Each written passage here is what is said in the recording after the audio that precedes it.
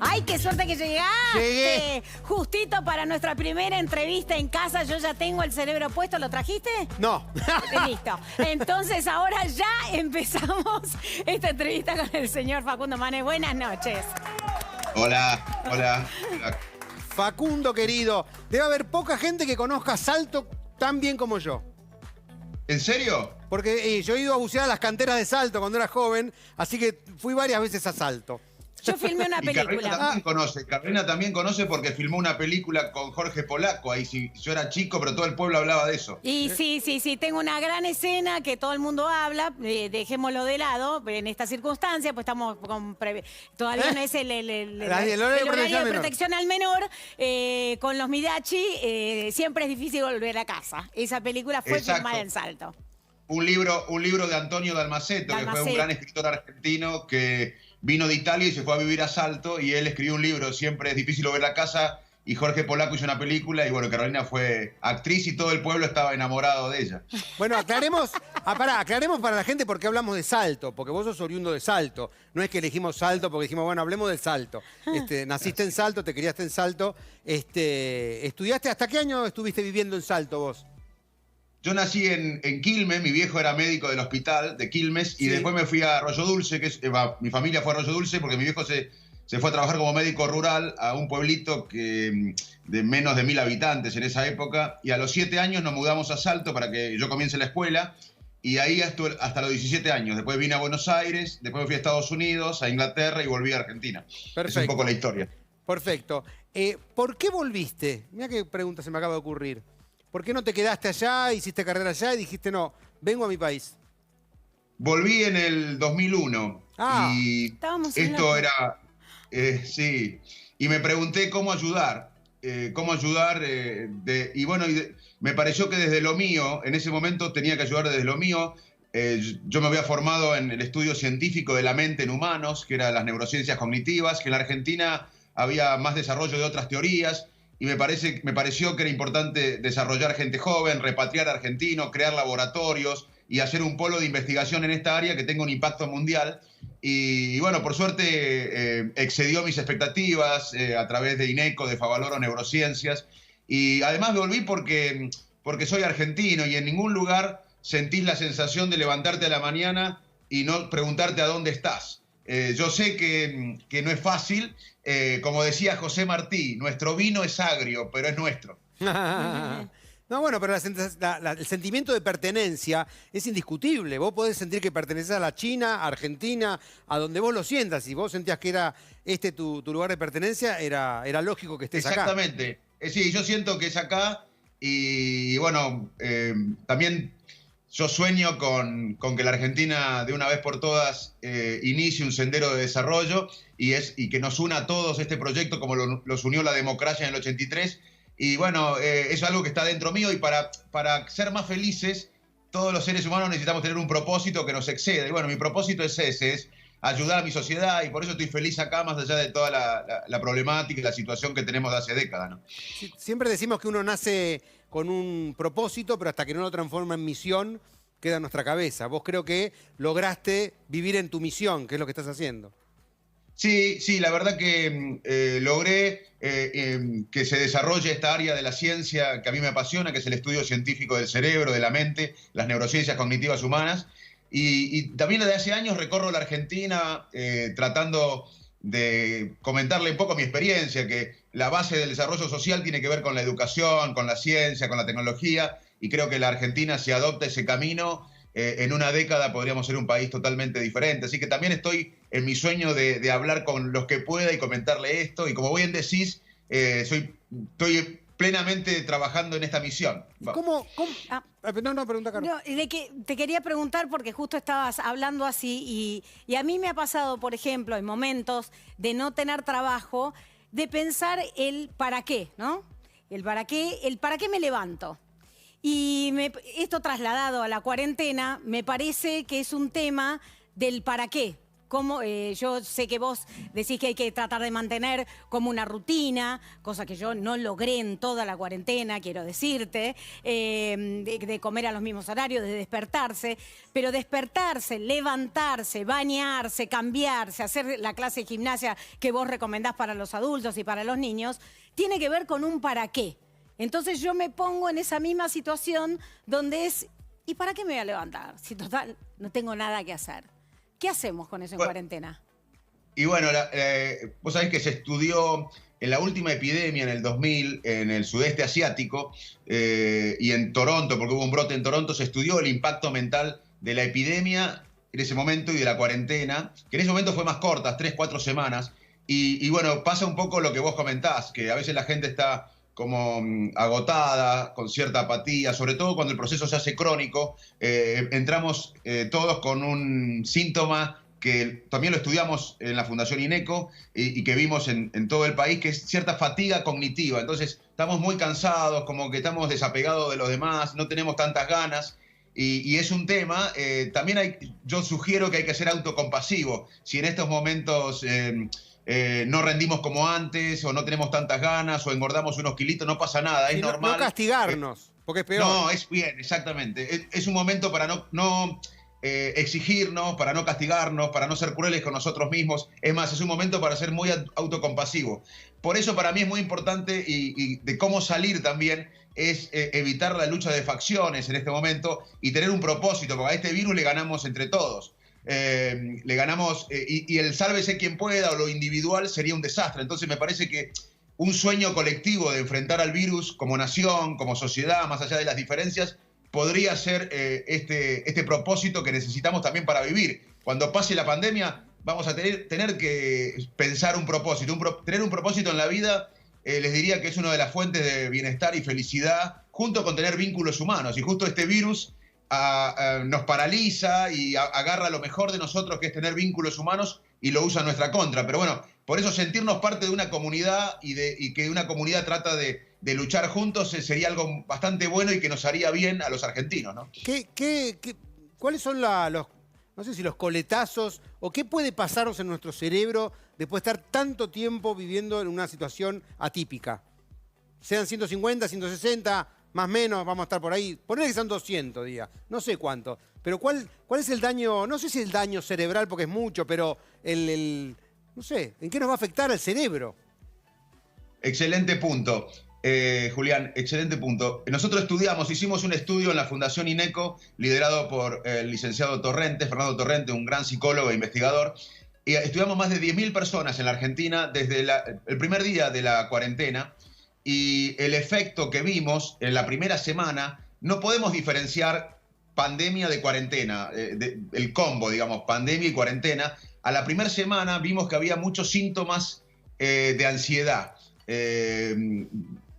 digamos, y luego con el tiempo, en el día 72, vimos que había síntomas leves, moderados y severos de angustia, de ánimo decaído. O sea, es lógico al primer tiempo tener un poco de ansiedad, que es un miedo anticipatorio por la incertidumbre de vivir algo nuevo, novedoso, pero con el tiempo empezamos a vivir en un estrés crónico, te diría, y ocurrió una fatiga cognitiva, y esta fatiga cognitiva impacta en el ánimo, y también, como bien dijiste vos, esto no es permanente, esto por ahora es transitorio, pero si no lo charlamos, y por eso les agradezco la invitación para hablar de esto, si no lo charlamos, si no le comentamos a la gente que hay herramientas para regular las emociones, si no ayudamos a los jóvenes, a las mujeres, a los mayores, que son grupos de riesgo, junto con el personal de salud, esto se puede cronificar, estos síntomas que ahora vemos, que no son diagnósticos de ansiedad y depresión, son síntomas, si no hacemos nada se pueden cronificar. Y por eso hay que hablar de esto, y además porque ayudaría a que la gente cumpla mejor las medidas. Porque cuando estamos con agotamiento mental, con fatiga cognitiva, no entendemos. Bajamos la guardia. No, estamos cansados, ya no me infecté, no me voy a infectar, bajamos la guardia, justo en el momento que tenemos que cuidarnos más. ¿Cómo se llama eso que me gusta, como vos lo llamás, cuando uno baja la guardia? Fatiga cognitiva, fatiga cognitiva. Uno está cansado, agotado, sí, y está cansado mentalmente. Esto impacta la toma de decisiones y vivimos más con sesgos. Por ejemplo, uno de los sesgos es la sobreconfianza. Bueno, a mí no me va a pasar, ya no me pasó en 5 meses, ya está. A mí no me va a pasar. Y toma más riesgos en este momento que tenemos que cuidarnos. Pero eso se explica no porque la gente es mala, es porque al estar cansados ya nos agotamos y esto impacta en cómo decidimos. Bueno, esto es el problema que sufren los médicos, de estar tanto tiempo trabajando en una situación atípica, estresante, que pueden llegar a cometer errores, no porque sean malos médicos, sino porque tienen una fatiga tal que pueden tomar malas decisiones. Bueno, no solo los médicos, yo coincido. Mirá, en el estudio del 2000 que yo mencioné en la epidemia del sudeste asiático y el brote en Toronto, se estudió el impacto de la epidemia en ese momento y la cuarentena, que fue mucho más corta, 4 semanas como máximo. Y el grupo más afectado, uno de los grupos más afectados son el personal de salud, las enfermeras, los camilleros, los médicos. Y lo que vieron también interesante es que estos síntomas se podían extender más allá de la cuarentena y de la epidemia. Así que estamos hablando que si no hacemos nada se pueden cronificar. Como un post-trauma, como post-traumático sería. Exacto. Hay como una... Y también es importante saber que esto le puede pasar a los policías, le puede pasar a los dirigentes, a las autoridades, a los intendentes, a los gobernadores, a los ministros... Porque estar todo el día con esto durante meses... Porque, perdón, para mí la responsabilidad es tan grande, médicos, policías, políticos, porque yo puedo arriesgarme, vivo en mi casa, en mi familia, somos 4, 5, o sea, poquitos, pero los que tienen cargos públicos tienen a cargo una nación, una intendencia, un barrio, o sea, tienen mucha responsabilidad, por eso me parece que... Yo pensando en realidad en los médicos, digo, que estar todo el nivel de estrés, o sea, que el cuerpo, que además no entiende que es coronavirus, entiende león. O sea, están todo el tiempo león, león, león, león. Bueno, hay un momento que te explota la cabeza. Yo el otro día que decían de volver a aplaudir a los médicos y el reconocimiento a los recolectores de basura, lo que pensaba es, acá va a haber que hacer una terapia, entiendo, para la población, pero fundamentalmente me parece para esta pobre gente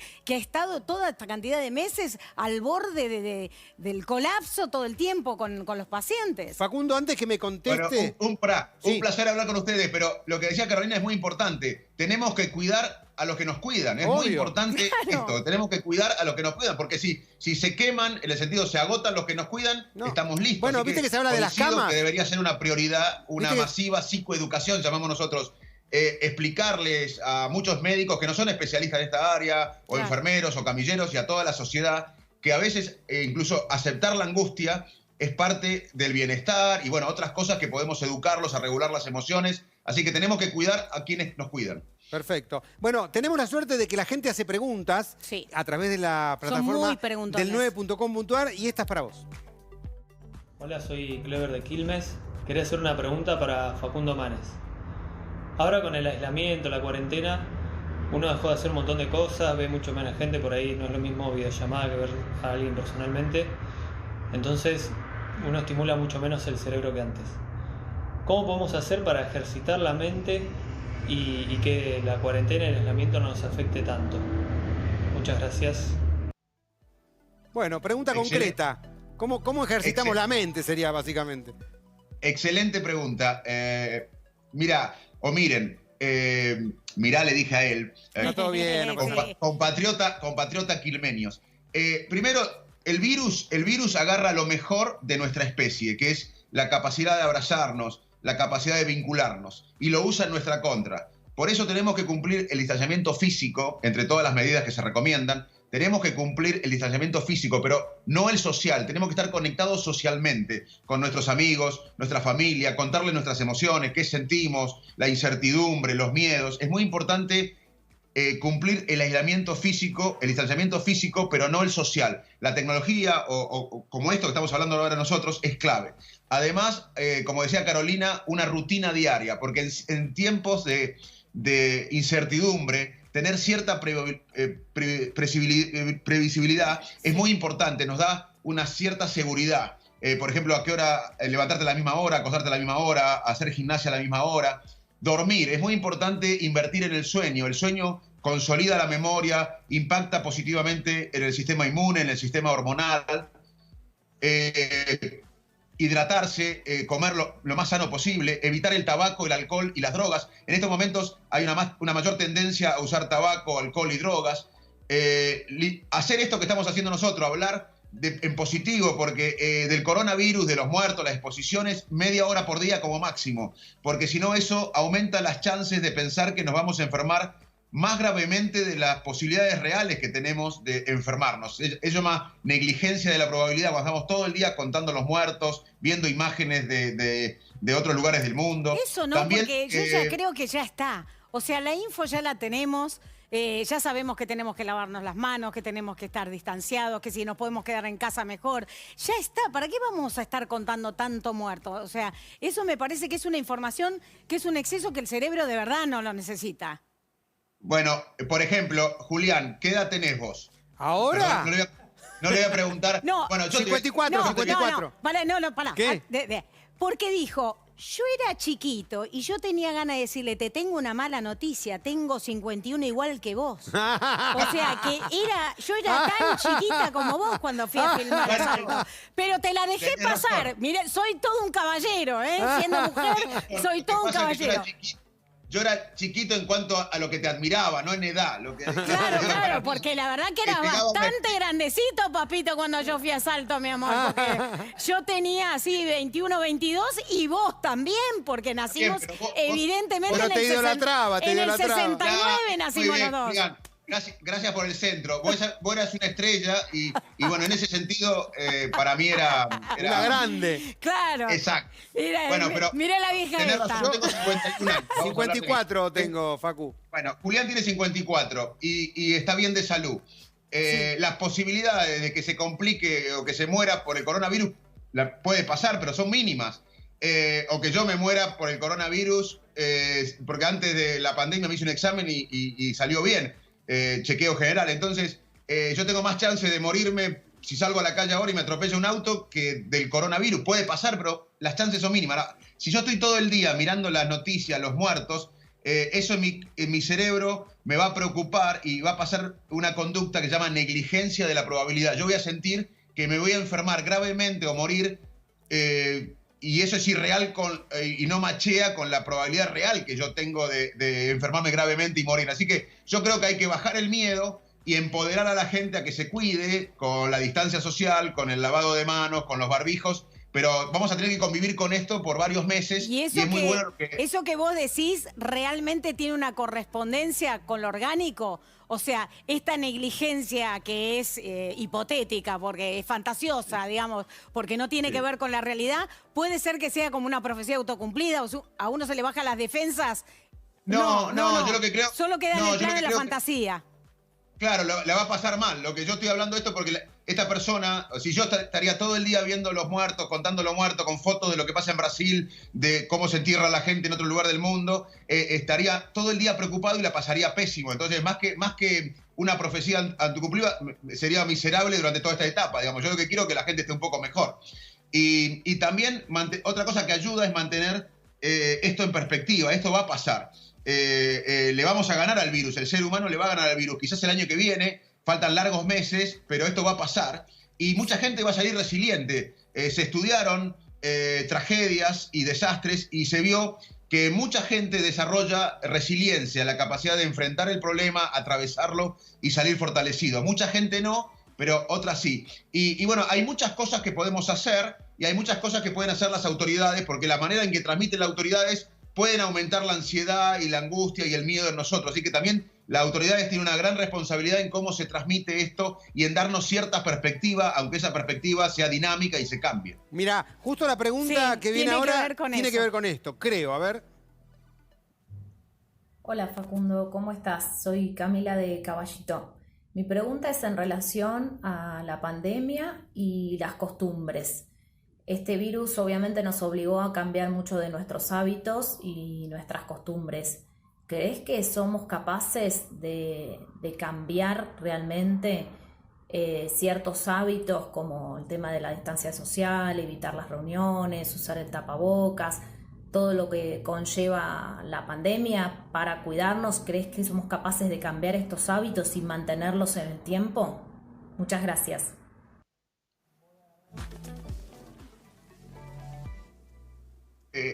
La pregunta es excelente porque todo el mundo habla de cambiar, pero no es fácil que los seres humanos cambiemos nuestras conductas. Se puede, pero no es fácil, porque nosotros, desde que somos chicos, creamos hábitos, esquemas mentales para interpretar el mundo de acuerdo a nuestras creencias. Nosotros, el cerebro crea la realidad. Nosotros no vemos la realidad tal cual es, sino que el cerebro filtra la realidad para adaptarla a las creencias, a los pensamientos, a nuestra ideología.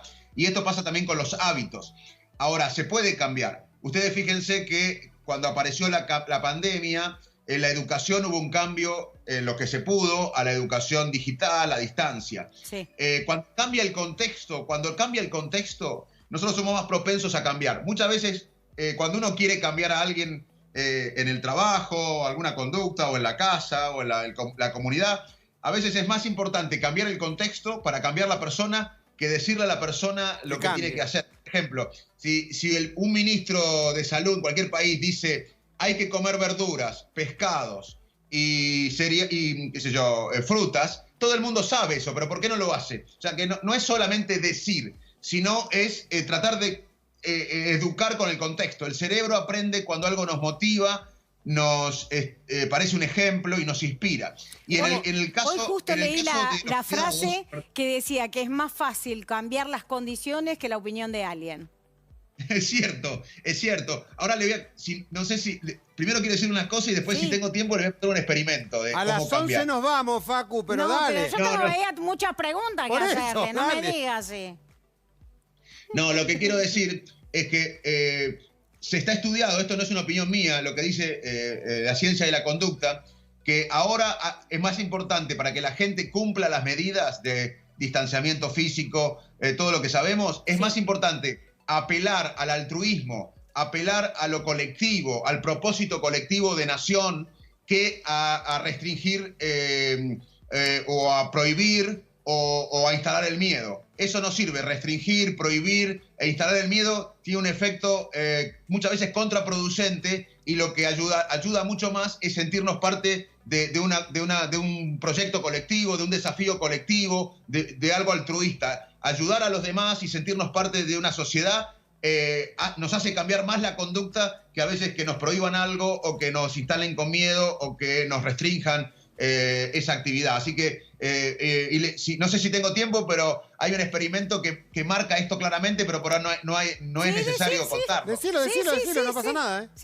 Bueno, esto es un ejemplo de cómo la gente cambia la conducta, y que no pasa por decirlo, por lo racional, sino por el contexto. En el aeropuerto de Ámsterdam tenían un problema, el directorio del aeropuerto, que en los baños de los varones siempre había orina en el piso, porque se vendía alcohol en el aeropuerto, se tomaba mucha cerveza, los varones europeos de todo el mundo iban al baño, y había mucha orina en el piso. Para los directores del aeropuerto era un problema estético, un problema de posible infección, y además de permanentemente mandar gente a limpiar los baños. Y si ponían un cartel afuera del baño para solucionar el problema y decir, por favor, orinen adentro, ¿qué hubiese pasado? Nada. Lo mismo. ¿Qué hicieron? Entendieron cómo el contexto influye en la conducta, y dibujaron una mosca en el mejitorio, que ustedes la pueden ver en cualquier aeropuerto. Ahora hay muchas moscas, los varones la pueden ver en los aeropuertos, y los varones entraban y apuntaban a la mosca inconscientemente, y se evitaban que la orina caiga al piso. O sea, el contexto muchas veces, cuando cambia, incita a que nosotros cambiemos la conducta, más que enfocarnos en nosotros o pedirnos que cambiemos la conducta. ¿Vos decís que los varones tienen el cerebro de una mosca? ¿Que fueron a la mosca? No, me pareció este fue un experimento muy conocido de cómo cambiar el contexto muchas veces es mejor que sugerirle a una persona algo para que cambie esa persona. Bueno, esta frase que yo te decía, de este autor que se llama Elster, que bueno, justamente habla de todo el tema de lo conductivo, decía que justamente prohibir o exigir que se tome una píldora basta para que vos no quieras tomártela. Entonces que había que cambiar el contexto para poder llevar adelante la práctica social que vos querías, que como política, ¿no? Como política llevar adelante. Claro, porque justamente vos recién dijiste algo que me permite explicar por qué estamos cansados cansados. ¿Por qué estamos fatigados cognitivamente? O la fatiga cognitiva, que te pareció bien el término. Porque durante meses tuvimos un esfuerzo mental para hacer lo que no hacíamos y para no hacer lo que hacíamos. Eso nos agota. O sea, nosotros durante meses tuvimos que inhibir conductas que naturalmente hacíamos, abrazar y muchas más. Sí. Y tuvimos que, digamos, hacer muchas cosas que no hacíamos, como lavarnos las manos permanentemente. Eso es un agotamiento. Cuando te encontrás con alguien, viste, no intentás abrazarlo, ya sabes que no. Claro, ya naturalmente haces hola. Antes estaba ahora naturalmente ya sabes que no. Pero yo pienso que vamos a volver a abrazarnos. Y no es un tema menor, porque Tony Fauci, que es el infectólogo número 1 de Estados Unidos, es una persona que muchos lo conocen porque salía antes en las conferencias de prensa con Trump.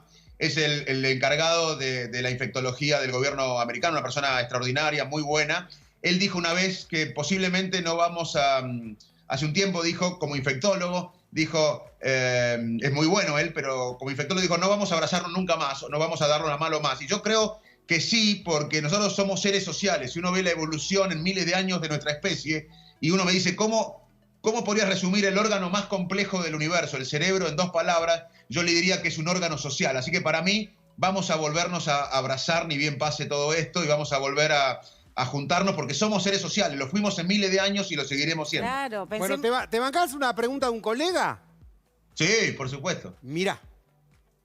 Hola Facundo, yo soy Oscar Méndez, el director del Instituto de Cardiología y Cirugía Cardiovascular en Favaloro, desde donde junto contigo en el Instituto de Neurociencia venimos trabajando hace mucho tiempo en la relación corazón-cerebro.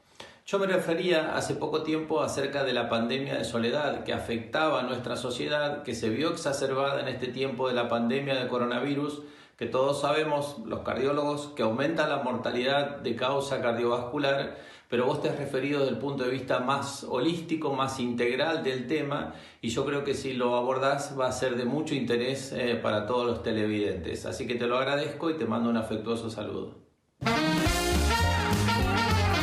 Pareció un parte médico más que una pregunta. Sí. ¿Pero va a vivir o no va a vivir? El doctor Oscar Méndez es un gran cardiólogo, un amigo, y bueno, y juntos y con muchos colegas, enfermeros, administrativos, camilleros, tenemos el honor de seguir aportando el granito de arena en el legado de uno de los argentinos más importantes, como fue René Favaloro. Así que me gustó tenerlo, le decimos Cacho Méndez. Ahí está Favaloro, que para muchos y para mí representa lo mejor de este país. Representa la honestidad, el esfuerzo, la educación pública, irse al exterior, volver al país, comprometerse con su gente y pensar más en la sociedad que en él mismo. Eso representa Favaloro. Y bueno, la pregunta de Cacho es interesante porque cuando tenemos sed, es una alarma biológica que nos dice que tenemos que hidratarnos. Cuando tenemos hambre, es una alarma biológica que nos dice que tenemos que alimentarnos. Cuando tenemos dolor, es una alarma biológica que nos dice que tenemos que ver alguna parte del cuerpo que quizás tiene una lesión. Y cuando estamos con sensación de soledad, es una alarma que nos recuerda que necesitamos del contacto humano, que necesitamos los vínculos, porque la soledad crónica nos mata. Sentirnos solos en forma crónica es un factor de mortalidad tan importante como la obesidad, el alcoholismo y más importante que la polución ambiental. Sí, por y antes de la pandemia ya había una epidemia de soledad en Estados Unidos, en Inglaterra, en China, porque la gente, aún en países ricos e industrializados, la gente no tenía con quién hablar, se sentía sola, sin pertenencia. Esto no quiere decir vivir solo o vivir acompañado. Uno puede vivir solo y sentirse con muchos vínculos y vivir acompañado y sentirse solo. Es la sensación subjetiva de no tener vínculos fuertes humanos. Y esta pandemia los ha acelerado esta tendencia y por eso hoy más que nunca tenemos que llamar a la persona mayor que quizás está sola, que hace mucho que no vemos. Ese llamado nuestro le puede cambiar el día o la semana. La verdad que yo me acuerdo de vos todos los días, una vez te lo dije creo, porque una vez te escuché que hay que engañar al cerebro. Porque el cerebro está acostumbrado a hacer siempre lo mismo, porque le es cómodo, y yo a partir de ese día, cada vez que me visto al revés. Me pongo primero una media, después una zapatilla. Un día llega y le digo, no, la zapatilla no va en la cabeza, Julián, ponela en el pie. Pero te juro, esto alguna vez creo que te lo dije, no sé si te acordarás. Pero cada vez que me visto me acuerdo de vos, porque me quedó grabado eso de engañar al cerebro. Y otra forma que tengo de engañar al cerebro es que yo armo el cubo mágico, pero no porque sea un genio, sino porque no quiero olvidarme de cómo se arma el cubo mágico. Entonces una vez por semana armo el cubo mágico para ejercitar mi cabeza y no olvidarme. ¿Qué tiene que hacer la gente para ejercitar su cerebro? Algo concreto. Sí.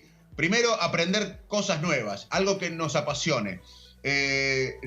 Para mí, estudiar algo de neurología, si bien es algo intelectual, yo lo vengo haciendo hace tiempo. Entonces, para mí eso no impacta tanto en mi cerebro como si yo estudiaría otro tema, economía, como si estudiaría relaciones internacionales o como si estudiaría jardinería. Estudiar algo que me guste, pero que sea nuevo.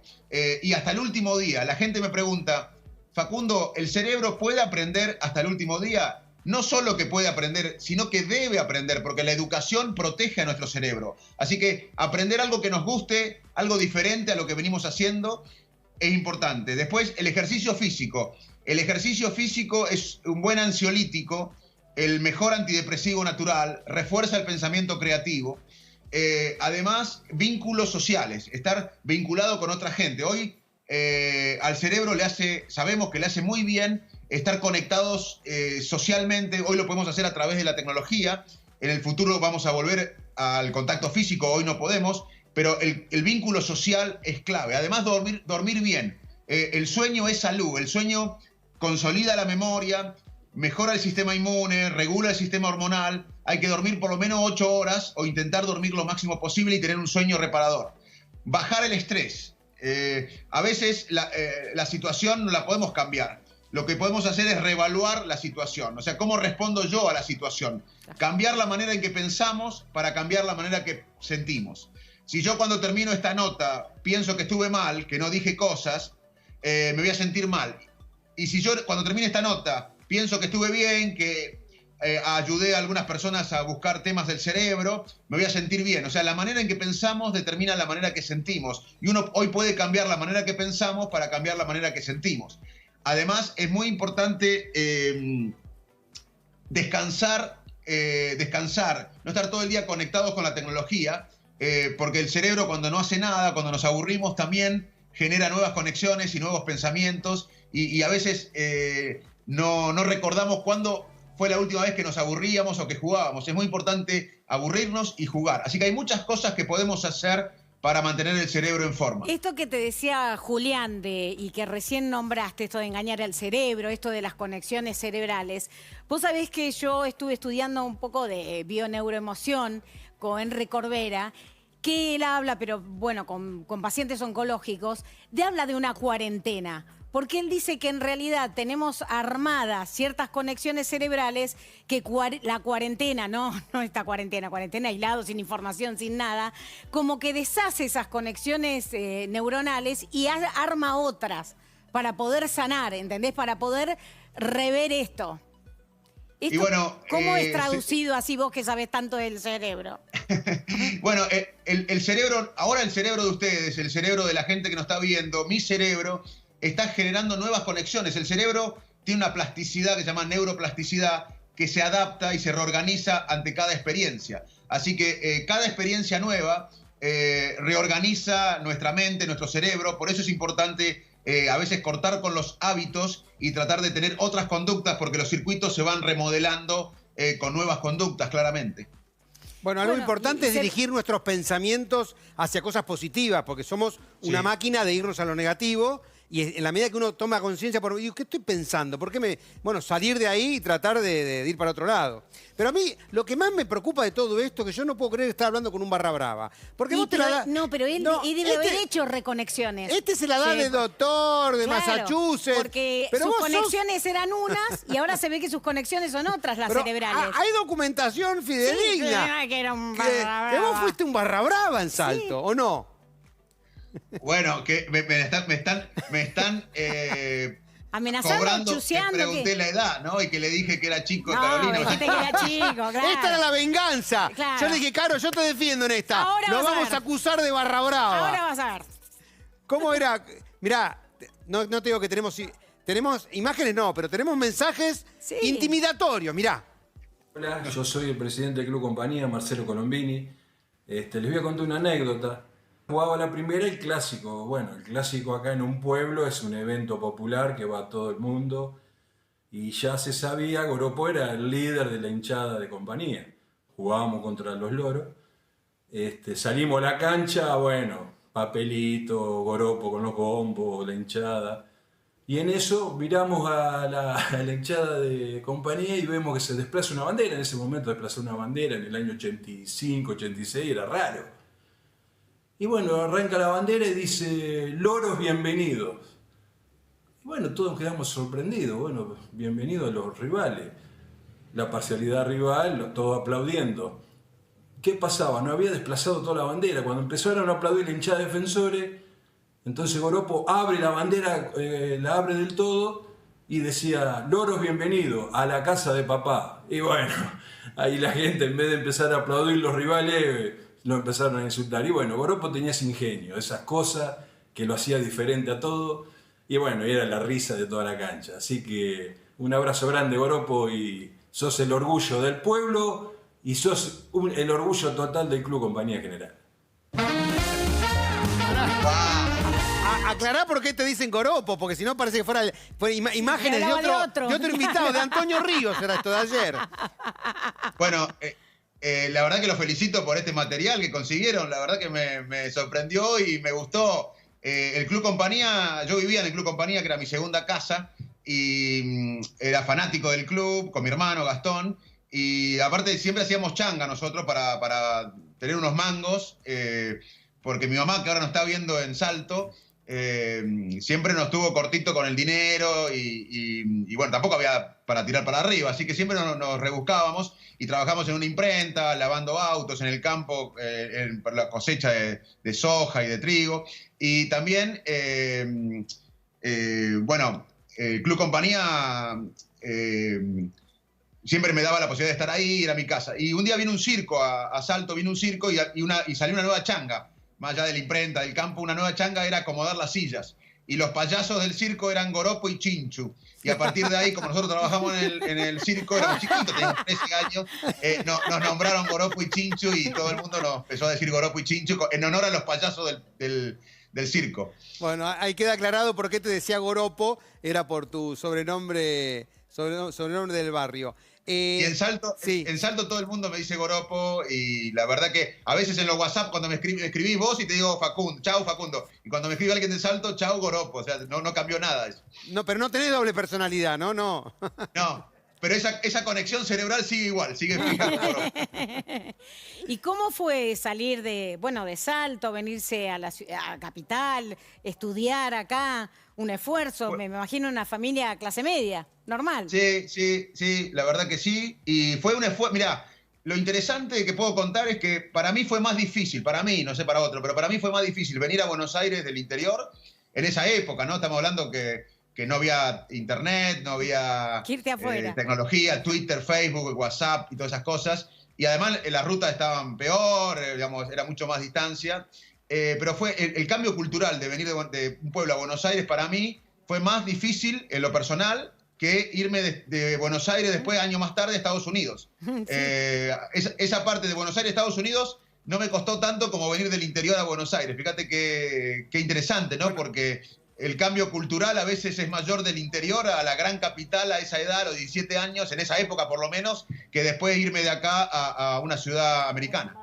Hay gente que deja de estudiar porque no se puede adaptar al venir a la ciudad a estudiar. Yo conozco mucha gente que ha intentado estudiar en Capital y no aguantó la ciudad, porque la ciudad es bastante densa en muchos aspectos, antes y ahora, o sea, no. Bueno, fíjate, yo venía, cuando Marcelo hablaba, yo tenía 14, 15 años, la hinchada, que dirigíamos la hinchada y demás. Y después era el pueblo, era todo, el patio de la casa del pueblo, jugábamos en el pueblo, conocíamos a todo. Y después me vine a Flores, a un departamento de un ambiente cerca del Bajo Flores, y no conocía a nadie, no tenía televisor, no tenía teléfono, o sea, estaba encerrado ahí. Y Buenos Aires era una enorme ciudad que me impactó. Yo me había venido, pero no tantas veces. Y cuando fui a Ciudad Universitaria, Sí. La verdad que fue un shock el primer día en Ciudad Universitaria, porque era una materia que se llama química biológica, y eran todas fórmulas. Yo no había tenido química, pero muy leve en mi pueblo, muy superficial, y vi las fórmulas de química, y daban la literatura en inglés. Yo no hablaba inglés, ni leía inglés, y te digo que fue una crisis total, porque me parecía que era chino todo, las fórmulas, la literatura en inglés, y la gran ciudad. Así que el impacto de venir del interior en esa época, por lo menos para mí, a Buenos Aires fue más grande del que tuve después de Buenos Aires para irme al exterior. Bueno, recién estabas hablando, pero no me voy a adelantar. Acá nosotros mostramos una foto siempre al invitado, y el invitado llena el espacio vacío, como decía Peter Brook. Así que te muestro esta foto y vos comentás. Wow, mi vieja. Mi vieja es un ejemplo. Justo ahora no está viendo porque yo la llamé recién y le dije que vea el programa. Mi vieja, la verdad que es la más inteligente de nuestra familia, de los 4. No terminó 6º grado, es una luchadora, es de familia croata. Y creo que el tesón que tenemos mi hermano y yo lo heredamos de ella. Pero es claramente la más inteligente de los 4, porque a pesar de que no tenía estudios, siempre fue la más inteligente, y además yo dije recién que uno aprende cuando algo nos inspira, nos motiva y nos parece un ejemplo, y la verdad que mi vieja siempre nos motivó y nos parece todavía un ejemplo, y estoy orgulloso de ella. Bueno, aproveché y mandar un beso, hablarle a ella que está mirando la tele. Bueno, un beso mamá, te queremos mucho y cuídate mucho. Sé que no es fácil estar sola en Salto, porque el Salto es una ciudad donde siempre estábamos todos juntos, pero cuídate que esto va a pasar y ya pronto vamos a poder volver a abrazarnos. Qué bueno, claro que sí, claro que sí. Bueno, y ya que estamos recorriendo tu familia y tu infancia, acá tenemos 8 fotos más. 8 fotos más. Sí, después de esta. ¡Wow! Mis hijos, Manuelita y Pedrito. Y la verdad que yo debo confesar que como siempre fui obsesivo y con el estudio, con mis propósitos en la vida, la llegada de los niños me cambiaron un poco las conexiones neuronales y me dieron lugar a explorar cosas de mí, aprender de ellos, y aprendo todos los días. La verdad que es increíble cómo me cambió la vida tener a estos 2 pichones. ¿Qué edad tienen? Manuela ahora tiene 15, sí. Cumplió los 15 en la cuarentena, sí. Y Pedrito tiene 12. ¿Y alguno pinta para tu carrera? ¿Para el corral o no? Sí, Manuela quiere ser artista, así que por ahí Carolina... Para mi corral. Para este lado viene. Para tu corral. Y Pedrito quiere ser neurocientífico, así que es ajedrecista, le gusta el ajedrez, juega muy bien al ajedrez, le gusta la ciencia, pero yo no lo obligo, al contrario, le digo, elegí vos, pero la verdad que tiene mucho interés. Elegí vos, pero esta es la biblioteca de papá, ¿ves? Cualquier libro que elijas es muy interesante. Y contame porque me parece a mí que me suena raro, cuando vos decidiste viajar afuera, una vez que te recibiste y todo, ¿en qué instancia estaba la neurociencia? ¿Es de hace mucho que se estudia? Bueno, muy buena pregunta también. En la Argentina hay una gran historia en la psiquiatría. De hecho, hace más de un siglo, Argentina, a veces el futuro de la Argentina está en el pasado, ¿no? Hace más de un siglo Argentina repatriaba o traía de gente de Europa para investigar, alemanes, gente muy prestigiosa para estudiar el cerebro, pero en psiquiatría hay una gran escuela en Argentina, sí. En neurología hay una gran escuela de mucho tiempo, y en psicología hay una gran escuela en la Argentina. Lo que no existía en la Argentina, en mi opinión, tan desarrollado, eran laboratorios y había también mucho desarrollo en animales, en estudiar la memoria en animales, pero lo que no estaba desarrollado era lo que hoy llamamos neurociencias cognitivas humanas, que es el estudio científico de cómo decidimos, de la creatividad, de las pasiones, de las emociones, de la capacidad de interpretar la realidad en humanos. Y eso fue un poco lo que me agarró a mí en el exterior. El boom de las neurociencias cognitivas me agarró a mí en Estados Unidos, luego en Inglaterra, y cuando regresé al país traté de impulsar con otros colegas de otros lugares también esta área que hoy en la Argentina la verdad que hay muchísimos laboratorios, cada vez hay más laboratorios, y es el área del estudio científico de la mente, les diría. Esa área no estaba, en mi opinión, tan desarrollada ni con un impacto tan internacional como tiene ahora. Te hago una pregunta que lo hablamos justo antes de empezar el programa. Sí. ¿Cómo se lleva tu investigación con los fármacos? Porque somos también los número uno en ir a terapia y en tomar ansiolíticos y cuanta cosa te enchufen. Sí. Y yo te escucho a vos y digo, este hombre no me recetaría nada. Sin embargo, tu profesión hace que recetes. Por eso digo, ¿cómo es el vínculo o cómo se llevan con los fármacos?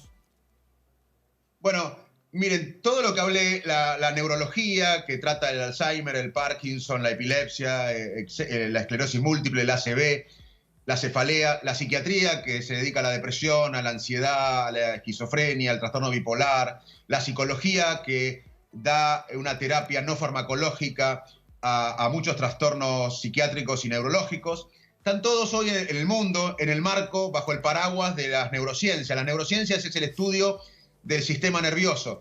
Y hay avances en ciertas situaciones que se necesita terapia física o terapia psicológica y fármacos. Lo importante no es fármaco sí o no, sino que se use en el momento adecuado, en la situación adecuada, por un experto, y no que la gente se sobremedique. Yo creo que a veces hay mucha sobremedicación, gente que no necesita toma fármacos, y a veces hay submedicación, gente que necesita no lo toma. Así que yo no estoy a favor o en contra del fármaco. Quiero que los profesionales expertos en el tema, con un bagaje científico, sean los que receten en ciertas situaciones que se necesita el fármaco adecuado. Pero la tendencia mundial es que haya cada vez más fármacos o están, no te digo desapareciendo porque no van a desaparecer nunca, o a disminuir el consumo. Porque es un negocio, o sea... Sí, no, sí, el laboratorio. Pero por eso digo... Sí, obviamente. Pero también, a ver, un fármaco es como si vos tenés una neumonía y te necesitas un antibiótico. O sea, digamos, si vos tenés... No, pero yo me refiero al fármaco más power, ¿viste? Al ansiolítico. Obviamente hay cosas que las cura un antibiótico, ¿no? Sí. Las vacunas son las vacunas, no vamos a discutir. Sí, no, yo creo que los fármacos requieren mucha investigación, mucha inversión también de las compañías para desarrollar un fármaco, muchísima inversión. Y cuando un fármaco es aprobado por los entes regulatorios para una cierta condición, no es malo, al contrario, es bueno que un experto, un especialista, los indique cuando sea necesario. Lo malo es que se medique la gente o que se sobreindique a veces en situaciones que no son la correcta. Pero no es malo que haya desarrollo de fármacos, porque el desarrollo de un fármaco para el cerebro es el mismo que para el desarrollo para un antibiótico o la vacuna ahora. No se pueden diferenciar en áreas. Lo mismo que si uno acepta el avance de viajar en un avión, si uno acepta el avance de un celular, si uno acepta el avance de si tiene una neumonía, usar un antibiótico, debe aceptar que hay avances en el estudio del cerebro y de la mente. Lo que hay un avance, y me parece importante más que en los fármacos, es en la enfermedad mental. La depresión, por ejemplo, ya es una epidemia y va a haber, cada vez crece más la depresión, y las enfermedades mentales son hoy un problema mundial, como lo es en el mundo. Hay temas globales, como es el terrorismo, las migraciones, el cambio climático, y uno de los temas globales es el aumento de la enfermedad mental. Creo que merecemos un debate, cómo estamos viviendo, con el acelere que estamos viviendo, con la presión que estamos viviendo, porque hay mucho índice de ansiedad, de depresión, de estrés crónico. Y creo que eso es algo que tenemos que replantearlo, el aumento de la enfermedad mental. Ahí me parece que van a ser varias las disciplinas o varios los que se van a tener que sentar a la mesa, porque tendríamos que pensar en qué desigualdades hay, por lo cual hay una estándar o una expectativa que debemos cumplir supuestamente, y eso no podemos cumplir y estamos frustrados permanentemente. Estamos, al menos en Argentina, estamos sobrevaluados. Tenemos que ser todos genios de lo que sea. Sí, el número uno de todo. No tenemos que ser el número uno. Tenemos que ser la mejor versión de nosotros mismos, pero no. Sí. Yo por más que entrene no voy a ser Messi, Caro por más que estudie más teatro. Habla por vos. Tampoco va a ser Messi. No, por Messi no quiero ser. Y hablando de mí y de mi profesión, de nuestra profesión y del señor, que dijo que yo era grande, lo voy a tener atragantado como huesito después, cada vez que me lo encuentre. Te van a tener que medicar, vas a ver. Decir, mirá, Mané, que yo tengo la misma edad que vos. No, pero grande como artista. Grande sí, trata de arreglarla. Ahora va a haber un saludo, esta me la voy a traer para mi corral. Hola Facundo, me parece una enorme oportunidad este programa, este momento en vivo para expresarte la admiración que te tengo, que ya sabes que te la expresé en privado y ahora lo hago en público.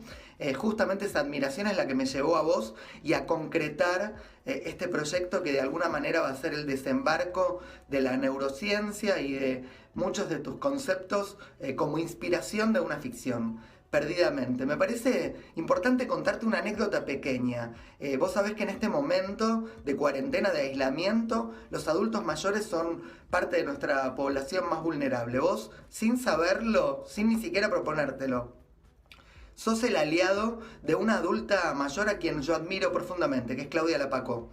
Ella, además de ser la protagonista de Perdidamente, está pasando la cuarentena sola y me cuenta que estar estudiando ese texto es su mayor alegría, su mayor compañía y su mayor objetivo positivo en este momento duro y extraño de cuarentena. Estoy muy contento de haber tenido la posibilidad de conocerte y de poder conocerte un poquito más desde el campo personal y laboral. Un beso enorme.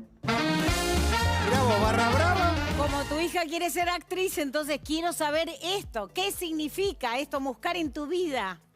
Pará, bueno, vino Muscari a verme porque él tiene la idea de hacer una obra de teatro que explique la enfermedad de Alzheimer, la problemática de alguien que pierde la memoria, que seguramente, como dijo, va a ser Claudia Lapacó. Y yo le dije que la Fundación INECO, una de las misiones de la Fundación INECO es apoyar a la ciencia, a educar a los profesionales de la región en estos temas y a la sociedad, educar a la sociedad. Y porque creemos que estos temas no pueden quedar en los laboratorios y en manos de los expertos, tenemos que ser democráticos en el conocimiento.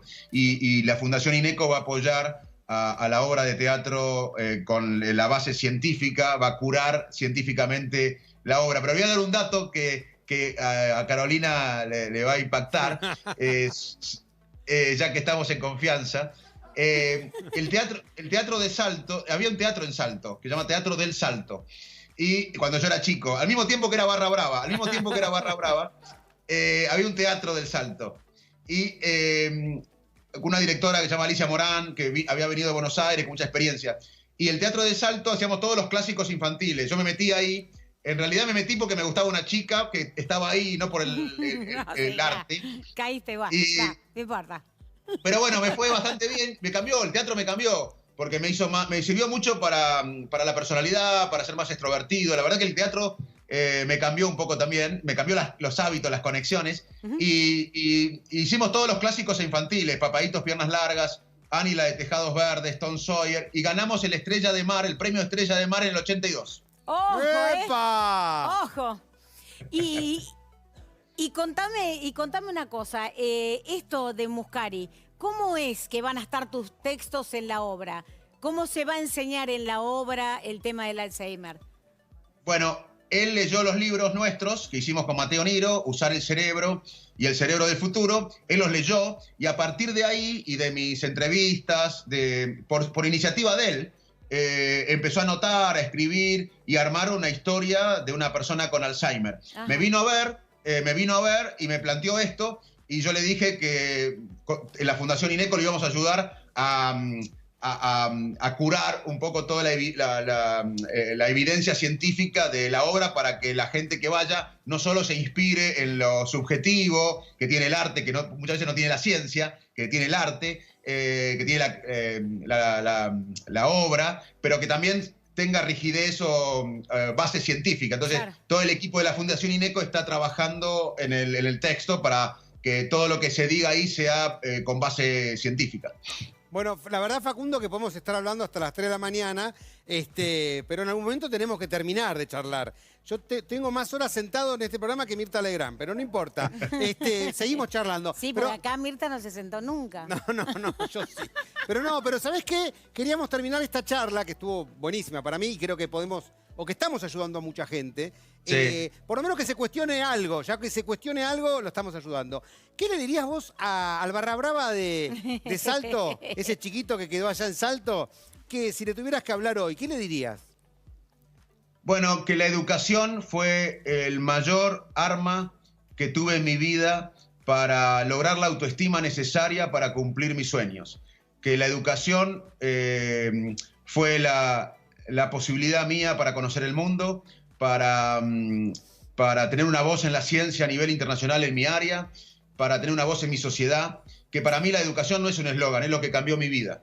Y también le diría al goropo de 17 años de hoy, hay muchos goropos y goropas y goropes en el mundo, en la Argentina hoy, que quizás están pensando que acá no hay futuro, que se quieren ir o que están deprimidos, porque yo recorro la Argentina hace años y veo a mucha gente de hace mucho tiempo, veo a mucha gente como resignada, que ya no le cree a nadie. Y yo le digo a los jóvenes que salgan y reescriban la historia, que no acepten las cosas como son, que tienen que ser el cambio que necesitamos, que ellos, como en muchos momentos de la historia, van a ser los que se van a animar y van a cambiar esta desigualdad que nombraba Carolina, esta desigualdad en diferentes áreas, y bueno, que se animen, que los necesitamos y que tenemos una deuda de inspiración y de modelos con ellos, que nos hacemos cargo, pero que lo necesitamos para reconstruir la Argentina cuando pase la pandemia. Amén. Buenísimo. Vamos. No, y además, como vos dijiste, uno no puede cambiar las circunstancias, pero puede cambiar quién es frente a las circunstancias.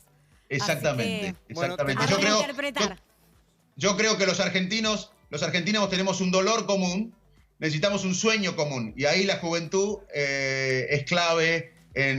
Como fue la democracia en el 83, yo espero que nos unamos en un sueño colectivo, que hoy es el desarrollo argentino que hasta ahora no fue tan esquivo, el desarrollo inclusivo. Te mandamos un beso grande, gracias por esta charla, espero que la hayas pasado bien, Goropo, así que ya sabemos cómo... Yo la pasé bárbaro. No, ¿qué le importa? Bueno, beso grande, Facundo, y Chao, muchas gracias. Gracias por invitarnos a tu casa. Un beso a tu mamá que está en Salto viéndonos, te mandamos un beso. Adora. Besos, Dora. Qué bárbaro, qué charla. Bueno, qué buena buenísimo. Charla, ¿no? Estuvo buena, me hace pensar mucho. Bueno, pero les digo una cosa, a todos. ¿Qué?